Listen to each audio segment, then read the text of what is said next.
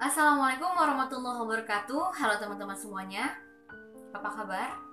Semoga kalian selalu sehat walafiat walaupun kita berada di tengah-tengah pandemi yang sangat menakutkan dan setiap hari selalu bertambah. Semoga semua ini cepat berakhir ya, dan kita kembali hidup normal tanpa ada rasa takut kemanapun. Ya, baru-baru ini jagat raya Indonesia dihebohkan dengan munculnya sinetron romantis remaja dengan judul Dari Jendela SMP. Dan ini baru saja diluncurkan pada tanggal 29 Juni lalu, masih baru sekali ya teman-teman. Dan diketahui bahwa ternyata sinetron ini diangkat dari kisah novel karya Mirawe, di mana novel tersebut banyak mengisahkan tentang pendidikan seks. Dan juga menurut beberapa sumber, dalam novel tersebut ada diceritakan tentang kisah anak remaja yang hamil duluan sebelum menikah. Tapi ada yang menarik nih teman-teman. Ternyata pihak SCTV sendiri sebelum menayangkan film tersebut sudah mengunjungi Komisi Penyiaran Indonesia atau KPI untuk mengklarifikasi bahwa tidak akan ada adegan-adegan tersebut, adegan yang hamil duluan sebelum menikah di dalam sinetron ini. Tapi timbul pertanyaan dari benak kita, kenapa warganet masih banyak yang komplain, masih banyak yang tidak suka, bahkan nekat untuk melaporkan sinetron ini. Dan dikutip dari Tagar, laman tagar.id,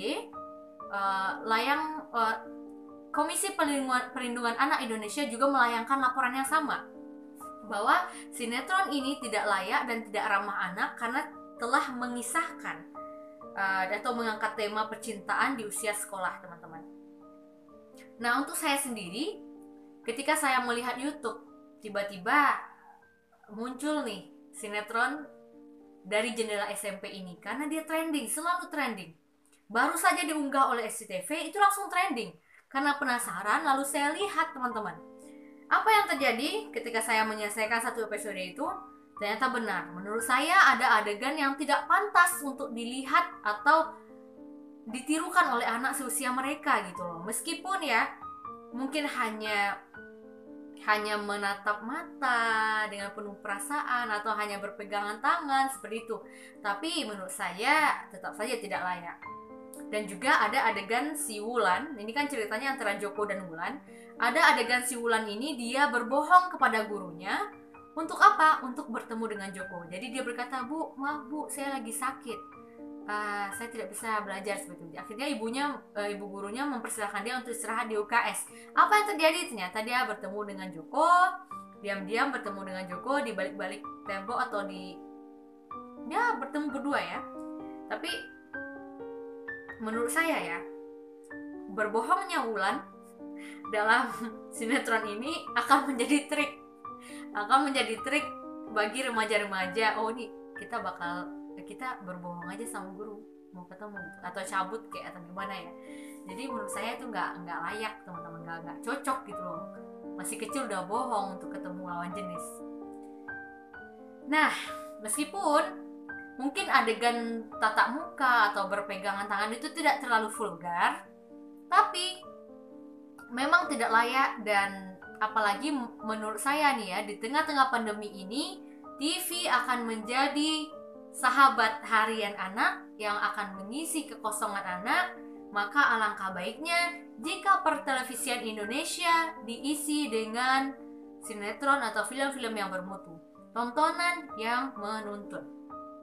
Dan saya pesankan kepada orang tua ataupun teman-teman yang punya adik ya, untuk dapat melakukan pengawasan ekstra terhadap apa yang dilihat atau ditonton oleh anak. Jangan sampai orang tua terlalu sibuk dengan gawainya, sibuk dengan urusannya, sibuk melihat YouTube tanpa memedulikan anaknya yang menonton sesuatu yang tidak penting, menonton sesuatu yang tidak bermutu, sinetron-sinetron yang tidak bermutu tanpa pengawasan. Artinya dia membiarkan saja. Nah, dan saya mengingatkan ya, untuk diri saya sendiri, paling khusus untuk diri saya sendiri, dan juga kepada saudara saya yang muslim, bahwa kita itu Allah memerintahkan kita untuk senantiasa menjaga dirimu dan keluargamu. Menjaga dari hal-hal yang dapat mengikis iman, menjaga dari hal yang buruk, sehingga kita mungkin akan terjerumus ke dalam neraka, teman-teman. Dan ini digambarkan Allah dalam surah At-Tahrim ayat 6, yang artinya, hai orang-orang yang beriman, peliharalah dirimu dan keluargamu dari api neraka yang bahan bakarnya dari manusia dan batu.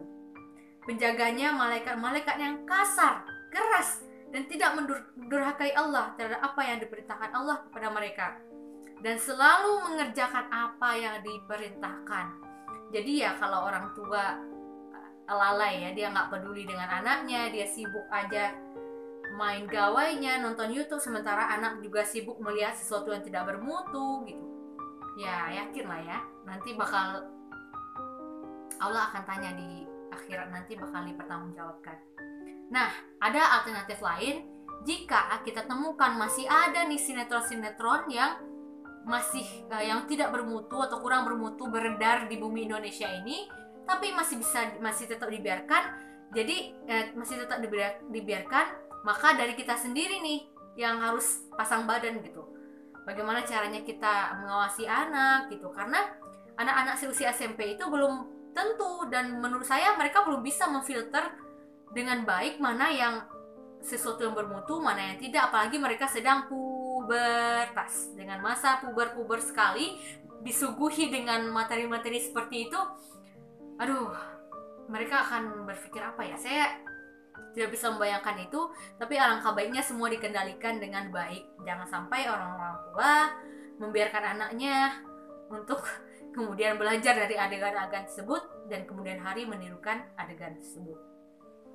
Tapi mungkin bisa saja teman-teman di rumah atau kalian semua yang melihat video ini kontra dengan pemikiran saya. Boleh saja berkata, aduh masa tatap muka atau tatap mata secara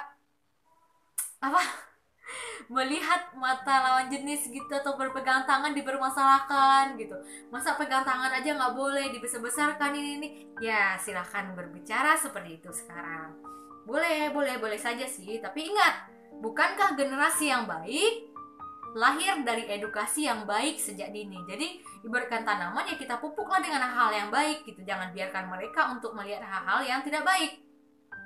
Jadi dan kita harapkan ya, semoga pertelevisian Indonesia semakin maju, dan saya harap kepada Komisi Penyiaran Indonesia untuk dapat mempertimbangkan ini dengan baik. Apakah sinetron dari jendela SMP layak ditayangkan lagi atau di stop aja dan diganti dengan film-film anak-anak tak beribu, atau sinetron film yang mengisahkan orang tua, bagaimana anak tahu perjuangan orang tua, bagaimana dia merawat orang tuanya. Masih banyak sekali ide-ide yang dapat mengedukasi anak.